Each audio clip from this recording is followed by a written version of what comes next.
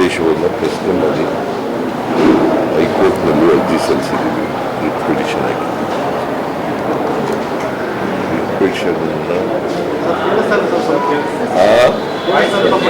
ಕೇಳಿಸ್ತಾ ಇಲ್ವಾ? Writ petition ಹಾಕಿದ್ದೀವಿ.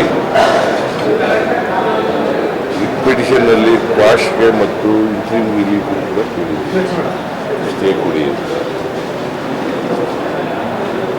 ಈ ಪಿಟಿಷನ್ ಮೇಲೆ ಆರ್ಗ್ಯುಮೆಂಟ್ ಮಾಡಲಿಕ್ಕೆ ನನ್ನ ಪರವಾಗಿ ಅಭಿಷೇಕ್ ಮನು ಸಿಂಘ್ವಿ ಬರ್ತಾ ಇದ್ದಾರೆ. ಹಿರಿಯ ವಕೀಲರು ಅವ್ರು ಬರ್ತಾ ಇದ್ದಾರೆ. ಅವ್ರು ನ್ಯಾಯಾಲಯದಲ್ಲಿ ನಮಗೆ ವಿಶ್ವಾಸ ಇದೆ. ನ್ಯಾಯಾಲಯದಲ್ಲಿ ನಮಗೆ ಪರಿಹಾರ ಸಿಗ್ತದೆ ಸಂಪೂರ್ಣ ವಿಶ್ವಾಸ ಇದೆ. ಯಾಕಂದ್ರೆ ನಾ ಏನೂ ತಪ್ಪೇನು ಮಾಡಿಲ್ಲ. ನಾನೇನು ತಪ್ಪು ಮಾಡಿಲ್ಲ. ಅಂದ್ರೆ ಕಾನ್ಸಿಯನ್ಸ್ ಇಸ್ ವೆರಿ ಕ್ಲಿಯರ್. ನಾನು ರಾಜಕೀಯದಲ್ಲಿ ಮಂತ್ರಿಯಾಗಿ 40 ವರ್ಷಗಳಾಯಿತು. ನನಗೆ 1994 ಆಗಸ್ಟ್ 17ನೇ ತಾರೀಕು 40 ವರ್ಷಗಳಲ್ಲಿ ಯಾವುದೇ ಕಪ್ಪು ಚುಕ್ಕಿ ಇಲ್ಲ. ನನ್ನ ರಾಜಕೀಯ ಜೀವನ ಥರದ ಪುಸ್ತಕ ಇದ್ದಾಗಿದೆ. ಅದು ನಿಮಗೂ ಗೊತ್ತಿದೆ, ಈ ರಾಜ್ಯದ ಜನತೆಗೂ ಗೊತ್ತಿದೆ. ಜನರ ಆಶೀರ್ವಾದದಿಂದ ಇಲ್ಲಿವರೆಗೆ ರಾಜಕೀಯ ಮಾಡ್ಕೊಂಡು ಬಂದಿದ್ದೀನಿ. ಜನರ ಸೇವೆಯನ್ನು ಮಾಡ್ಕೊಂಡು ಬಂದಿದ್ದೀನಿ. ಸರ್, ಹಿಂದೆ ಈಡು ಪ್ರಕರಣ ಹೋಗ್ಲಾಸ್ ಪ್ರಕರಣ 2 ಸಾವಿರ ಮೇಲೆ ಆರೋಪ ಬಂದಿತ್ತು. ಈಡು ಪ್ರಕರಣ ಕೆಂಪಣ್ಣಾಗ ಕೊಟ್ಟರೆ ವರದಿ ಎಷ್ಟು ಗೊತ್ತಾಗಿಲ್ಲ.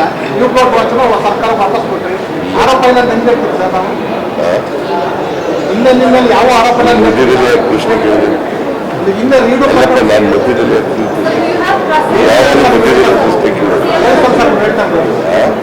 ನಾನು ಹೇಳಿ ಮುಗಿಸೋ ಆಮೇಲೆ ಕೇಳಬೇಕು.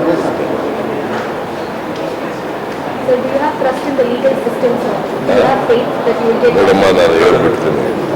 ಸೊ ನಾನು ನಮ್ಮ ರಾಜಕೀಯ ಜೀವನ ತೆರೆದ ಪುಸ್ತಕ ಇದ್ದಾಗಿ ಈ ರಾಜ್ಯದ ಜನರಿಗೆ ಗೊತ್ತಿದೆ. ನಾನು ಯಾವುದೇ ತಪ್ಪು ಮಾಡಿಲ್ಲ ಅಂತೇಳಿ, ಮಾಡಿಲ್ಲ, ಮಾಡೋದು ಇಲ್ಲ, ಇವತ್ತಿನವರೆಗೆ ಮಾಡಲ್ಲ. ಈ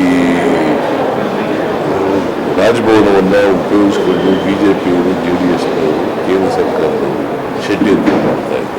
ಅವರಿಗೆ ಖುಷಿ ಬೆಳಿಬೇಕು ಅಂತೇಳಿ ರಾಜಕೀಯ ದುರುದ್ದೇಶದಿಂದ ಇದು ಮಾಡ್ತಾ ಇದ್ದಾರೆ.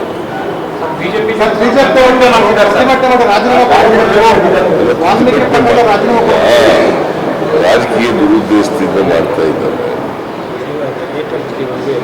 ರಾಜಕೀಯವಾಗಿ ಅದನ್ನು ನಾವು ಎದುರಿಸ್ತಕ್ಕಂಥ ಕೆಲಸವನ್ನು ಮಾಡ್ತೀವಿ.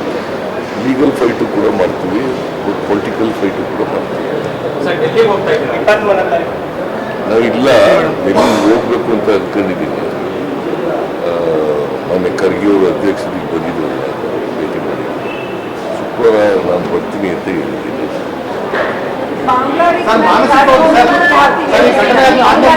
ಮಾನಸಿಕವಾಗಿ ಮತ್ತೆ ನೈತಿಕವಾಗಿ ಕುಗ್ಗಿದ್ರು ಸರ್. ಸ್ವಲ್ಪ ನೀವು ಡಲ್ ಕಾಣ್ತಾ ಇದ್ದೀರಿ.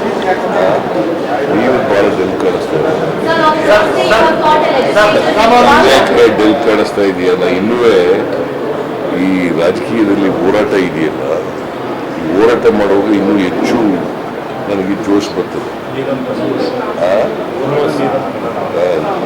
ನಿರಂತರವಾಗಿ ಮಾಡ್ಕೊಂಡಿದ್ದೀನಿ.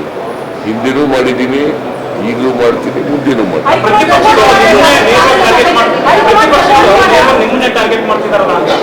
ಯಾಕಂದ್ರೆ ಅವ್ರಿಗೆ ಭಯ.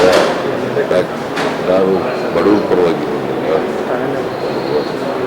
ಅನೇಕ ಗ್ಯಾರಂಟಿಗಳು, ಎಲ್ಲ ಗ್ಯಾರಂಟಿಗಳನ್ನು ಜಾರಿ ಮಾಡೋದ್ರಿಂದ ಅವ್ರು ಏನು ತಿಳ್ಕೊಂಡಿದ್ದಾರೆ ಅಂದರೆ ಸಿದ್ದರಾಮಯ್ಯನವ್ರನ್ನ ರಾಜಕೀಯವಾಗಿ ಮುಗಿಸಿದ್ದಾರೆ.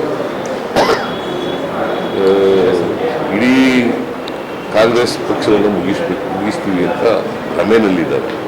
ಆ ಭ್ರಮೆ ಈಡೇರೋದು. ಗುರುವಾರ ಶಾಸನ ಸಭೆ ಕರೆದಿದ್ರು ಸರ್.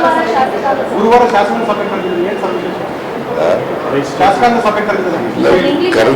ಕರೆದಿದ್ದೀವಿ ಅಷ್ಟೇ.